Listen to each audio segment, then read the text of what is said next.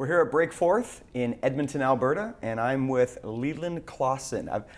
I always introduce you a certain way, but I'm going to do it a little bit differently this time. So I found a little bit more information. We've known each other for a while, but I thought I needed to do some digging. You got some dirt, is what you're saying. I got some dirt. So you go by sometimes, some people call you the Mennonite comedian. Sure, okay. A clean comedian. Mm-hmm. Some even refer to you as a funny comedian, which seems strange, I know. But one thing that I found out, you have a university degree from Saskatchewan in anthropology. Yes. What were you thinking? Well, first of all, it's Saskatchewan. I knew you were going to correct me on that. I tried to say it correctly. Remember what I said? Saskatchewan. Ewan McGregor, Saskatchewan McGregor, then just drop McGregor. You know I'm from Ontario, right? I know, it's obvious. I'm sorry, I apologize. I don't want to say it wrong. I know. I just do. I have a degree in anthropology. Ethnology is my main subdiscipline, the study of cultures. Wow. Well, it's done you well. It's done you well. I'm sure Carrie and your boys, Hunter and Cooper, are thrilled that you have a degree in anthropology. Yes, we discuss often ethnology, yes. But you've been on CBC Just for Laughs. Yeah. You're on Netflix, on Comedy Central, Halifax Comedy Festival. I think the Netflix one is no longer on. They have certain. I want to make sure we're not putting some falsehoods out there. I watched it actually a couple weeks ago. Oh, okay. So it was still on there. Right. So you're also the host of Popcorn TV on Yes TV. You've done a couple of movies in the past. Summer Camp, I think that was something that was done with Crossroads. Yeah. Back in the day. Super fun with Matt Falk. Right. Yeah, that was great. Alter Egos, that was something you did in Virginia. Yes. I think it was. Yep. But now you've also had a starring role, right? You've gone from comedian to like it's a drama, yeah. Superstar. I had to cry. And Kirk Cameron was one of your, he was an associate of yours in this movie, shall we say. Well, okay, in fairness though, he was actually given the lead role and he turned it down.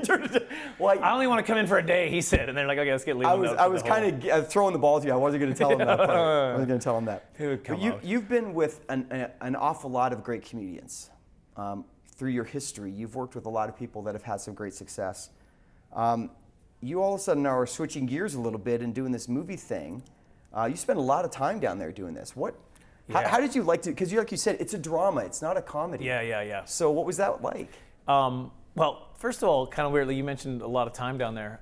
So the story is about, the movie's called Extraordinary, and the story is about a guy who, he's an ultra-marathon runner, but he neglects his family to chase this dream, right? And I had to go out there to shoot this. I was gone for 7 weeks. So I started to tell people, I was like, I think I'm a method actor. I think that's what I'm really kind of connecting I'm with really this getting guy. into this. Yeah, so that was tough. But yeah, drama, Is it tougher than you think? Like I would think going from comedy, it might be natural to, because you act when you're being funny. Sure, yeah. But all of a sudden to be doing drama and having some very serious moments, that's got to be strange. Well, a lot of people pointed out to me, guys like Robin Williams and comedic actors that were very good in dramas. Yeah, so they said right. There's a lot of comedians that, you pull from some of the same places. So that kind of made me feel like, okay, maybe I can do this. But it was draining. Was it? It's draining emotionally. It's draining emotionally. Yeah. All day you're in this state, and then you get home and you're just like, I think I'm gonna keep crying. Well, I don't know why. It's like you said, it's a method acting concept, right? You're really involved in it. Yeah. Now, are you enjoying it? Do you enjoy that as much as you would enjoy, say, doing a comedic skit? I love live feedback. Okay. That's my first passion, right? Sure. It's getting on a stage, and you know what I mean. Yep. You get on a stage, you get that instant feedback. There's something about that. Sure. And I like making people laugh. So that's probably my first love, but I did enjoy it. I really did enjoy it. We've known each other for a long time, and we've had some ups together and downs together. Yeah. Talking about your career as a comedian, you've been doing this for a long time. You've had some success. You're not going to make me cry right now, are you? Well, but you've had here. Success. You've been on television. You've done a lot of things from people from the outside look and go, like Leland's like a superstar. He's been doing so many great things. Oh, they don't know. They don't know. But you've also had times when it's just a grind. And a couple of things hit me. I think, okay, number one, Leland doesn't necessarily have to stay as a clean comic. Okay. Because I'm sure you have people go, man, if you would just edge it up a little bit, Right. some of those opportunities might really take off. Has that been a poll, or have people asked you that? I mean, people have asked me that. Honestly, it's just never really been. To be a good stand-up comic, you have to be true to yourself. Right. Right? And that's just not. It's just not really what is me. You know what I mean? No. I just thought I would Well, say. I mean, sometimes we may have went some places if that's what you're talking. No, But I you've mean, got people offering you things. You have people going, if you would just do something a little bit different, Yeah. it could mean this. Does that carrot ever tempt you? No. Really, eh? Yeah.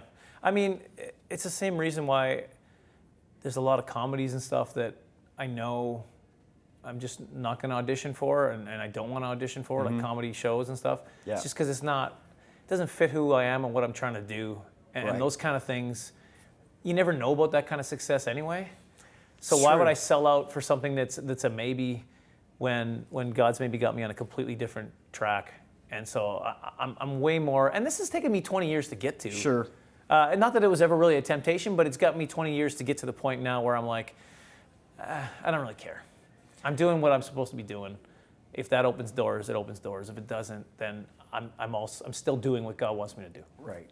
Now, when you do comedy, you often use your family, like most comedians do. You do what life is. You know, Carrie, Hunter, and Cooper. How do they feel about being the the topic of some of your funnier moments? I mean, Do they know? Have you told?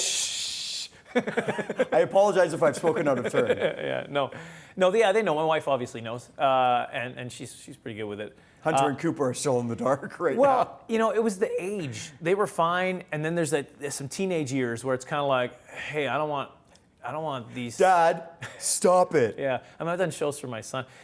My son, he went to a school, and that school approached me. This is in middle school, grade 6, 7, and 8.